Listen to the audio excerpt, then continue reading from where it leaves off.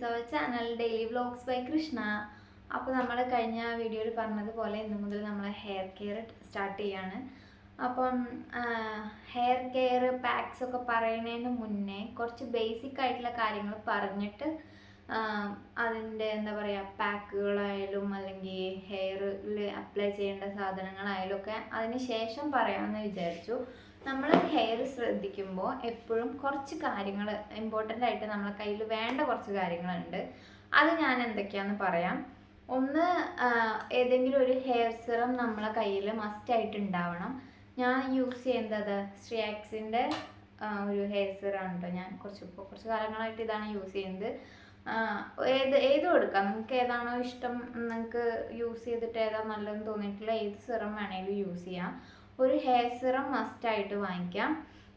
പിന്നെ അതുപോലെ നമ്മളെപ്പോഴും ചീകുമ്പോൾ ഇതുപോലത്തെ ഇതാ കണ്ടോ, കുറച്ച് ഇങ്ങനെ പല്ലകലുള്ള ചീപ്പ് വെച്ചിട്ട് ചീകാൻ ശ്രമിക്കാന്നല്ല, അങ്ങനെ തന്നെ ചെയ്യാം.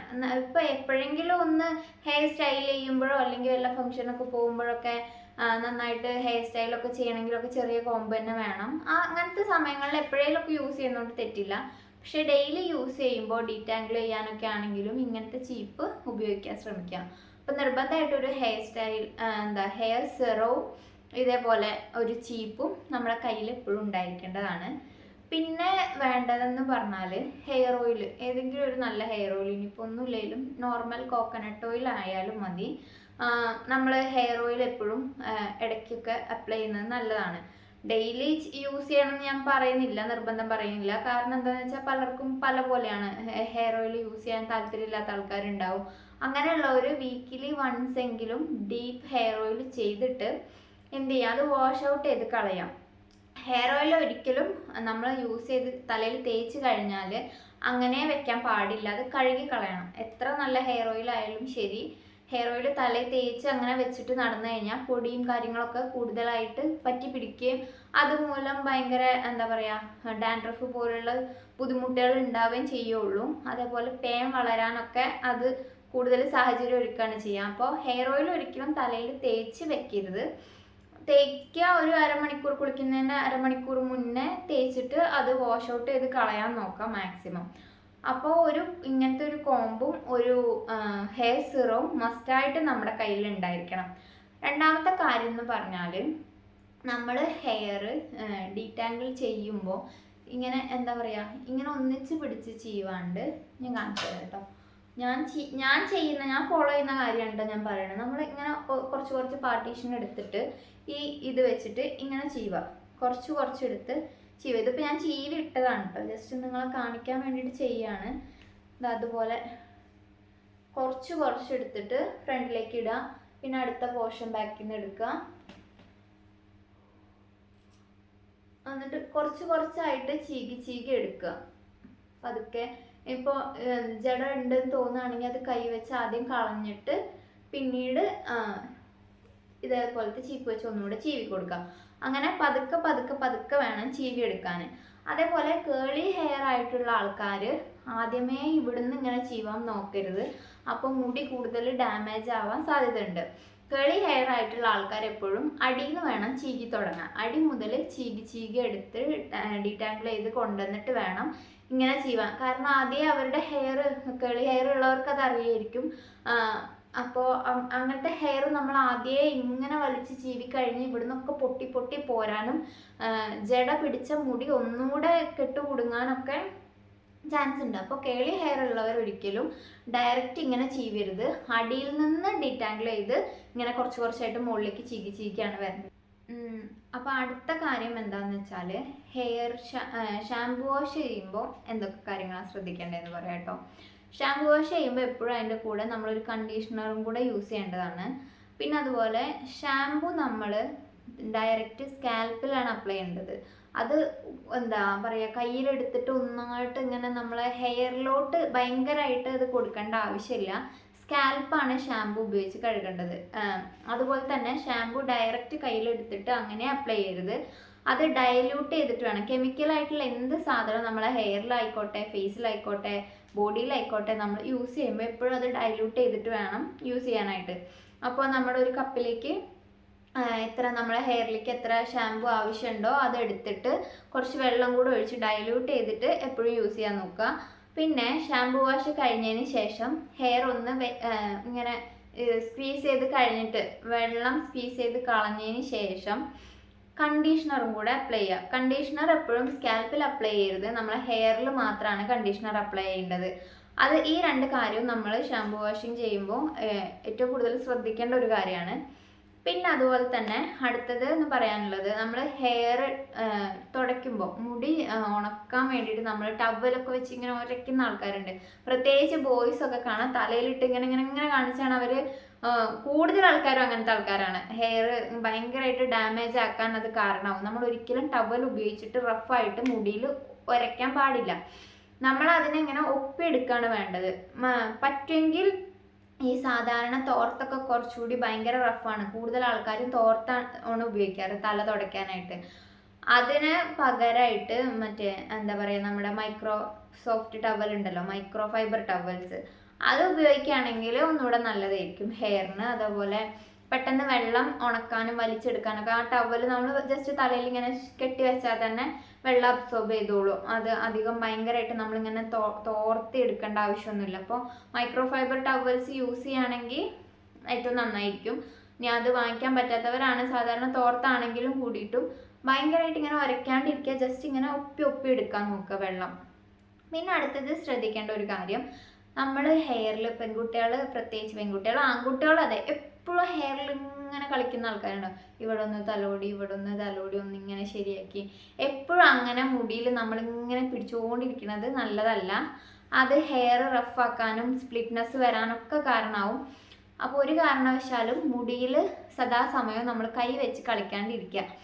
അതിപ്പോൾ അറിയാണ്ട് ഞാനായാലും ചെയ്യുന്നൊരു കാര്യമാണത്. എനിക്കും ഭയങ്കരമായിട്ട് സ്പ്ലിറ്റ്നെസ് ഒക്കെ വരാനുള്ളൊരു കാരണം അതായിട്ട് ഞാൻ മനസ്സിലാക്കിയൊരു കാര്യമാണ്. എൻ്റെ ഈ കൈ കൊണ്ടുള്ള മുടിയിൽ കളി കുറച്ചപ്പോൾ തന്നെ എനിക്ക് സ്പ്ലിറ്റ്നെസ് ഒക്കെ കുറഞ്ഞിട്ടുണ്ടായിരുന്നു. അപ്പോൾ അത് ശ്രദ്ധിക്കേണ്ട ഒരു കാര്യമാണ്. പിന്നെ അടുത്തത് പറയാനുള്ളത്, കിടക്കുന്ന സമയത്ത് പലരും മുടി ജട പിടിക്കണ്ടെന്നൊക്കെ വിചാരിച്ചിട്ടായിരിക്കും ഇങ്ങനെ ടൈറ്റാക്കി കെട്ടി വെക്കും. അതൊരിക്കലും ചെയ്യാൻ പാടില്ല. മുടി നമ്മൾ ഭയങ്കരമായിട്ട് മുറുക്കി കെട്ടാനേ പാടില്ല. കിടക്കുന്ന സമയത്ത് പ്രത്യേകിച്ച് കട്ടിലൊക്കെ ഫ്രീ ആയിട്ട് കിടക്കാൻ പറ്റുന്നവരാണെങ്കിൽ മുടി അഴിച്ചിട്ട് കിടക്കാൻ പറ്റുമെങ്കിൽ അങ്ങനെ ചെയ്യാതെ വളരെ നല്ല കാര്യമാണ്. ഹെയറിന് ബ്രീത്ത് ചെയ്യാനൊരു ഇത് കൊടുക്കുന്നത് വളരെ നല്ല കാര്യമാണ്. പകലൊക്കെ അഴിച്ചിടുന്നതിനേക്കാളും കിടക്കുന്ന സമയത്ത് കട്ടിലിൻ്റെ പുറത്തേക്ക് മുടി ഇട്ടിട്ട് അഴിച്ചിട്ട് കിടക്കുന്നത് വളരെ നല്ല കാര്യമാണ് കേട്ടോ. പക്ഷേ ഇങ്ങനെ കിടക്കുന്നിടത്ത് കിടന്ന് ഉരുണ്ട് മറിഞ്ഞ് തിരിഞ്ഞൊക്കെ കിടക്കുന്ന ആൾക്കാരാണെങ്കിൽ അങ്ങനെ മുടി ഇട്ട് കഴിഞ്ഞാൽ രാവിലെ ആകുമ്പോഴത്തേക്ക് തീരുമാനമാവും. അല്ല, അങ്ങനെയൊന്നും പ്രശ്നമില്ല, കിടക്കുന്നിടത്ത് അടങ്ങി കിടക്കുന്നവരാണ്, അല്ലെങ്കിൽ തലയും മുടിയൊന്നും സൂക്ഷിക്കാൻ കുഴപ്പമൊന്നുമില്ല, അഴിച്ചിട്ടാലും ജട പിടിക്കൊന്നുമില്ല, അങ്ങനത്തെ ആൾക്കാരാണെങ്കിൽ കട്ടിലിൽ കിടന്നിട്ട് മുടി പുറത്തേക്ക് അഴിച്ചിട്ട് കിടക്കുകയാണെങ്കിൽ അത്രയും നല്ലതാണ്. പിന്നെ അതുപോലെ മുടഞ്ഞിട്ട് കിടക്കാം, അതും ടൈറ്റായിട്ട് കെട്ടരുത്. ഇവിടെ ഈ ഭാഗം ഒന്ന് ഇങ്ങനെ ലൂസാക്കിയതിന് ശേഷം ബാക്കി മുടഞ്ഞിട്ടിട്ട് കിടക്കാം.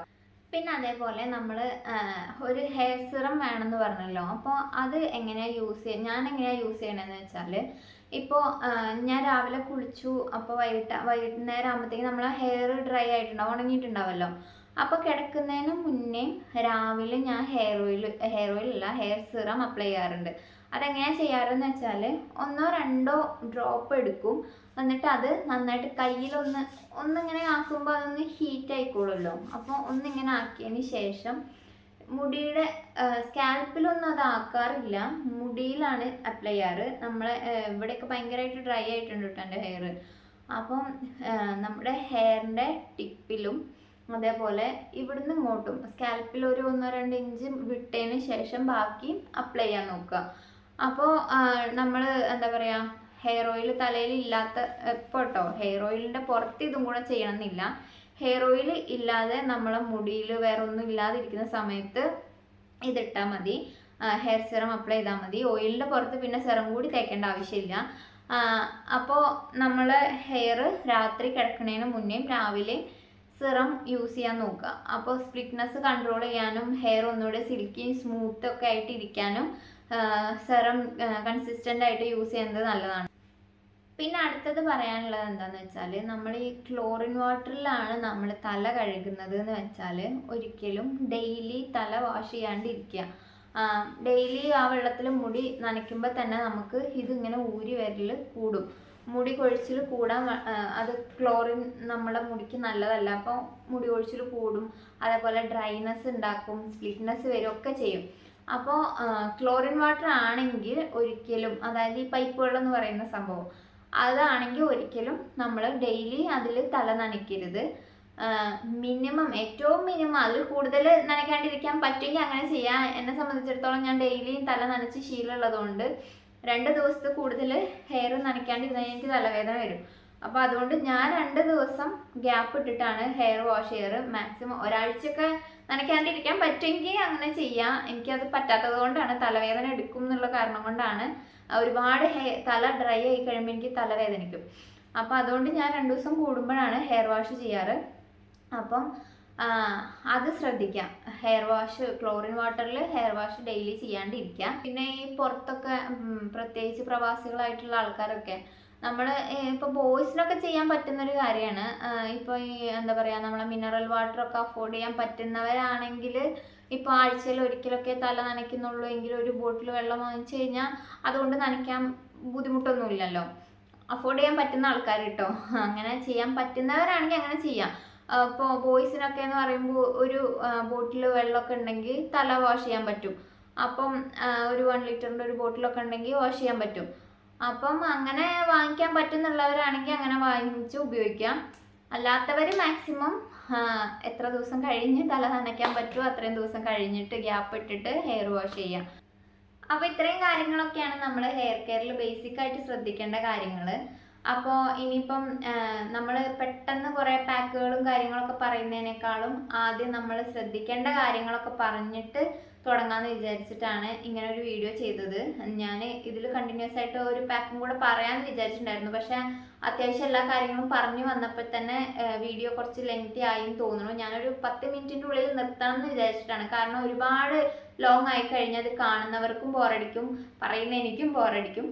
അപ്പോൾ അത് വിചാരിച്ചിട്ട് അധികം ലെങ്തി ആയിട്ട് പോകണ്ടെന്ന് വിചാരിച്ചിട്ടാണ് ഞാനിപ്പോൾ ഇത്രയും പറഞ്ഞ് ഇതൊരു വീഡിയോ ആയിട്ട് ചെയ്യാമെന്ന് വിചാരിച്ചത് കേട്ടോ.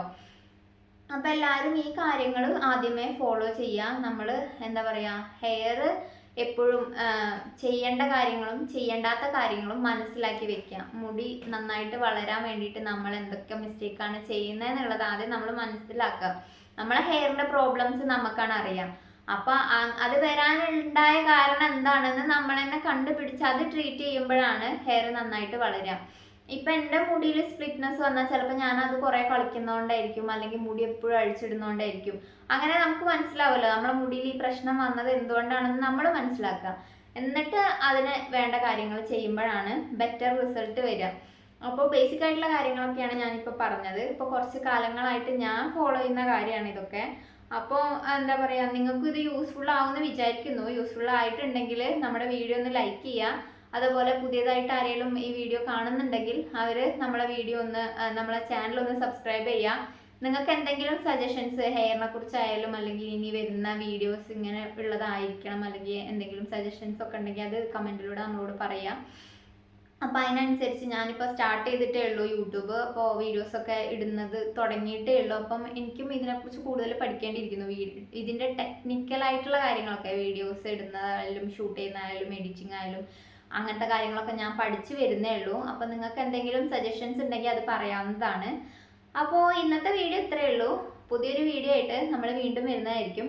അതുവരേക്കും എല്ലാവർക്കും ചാ.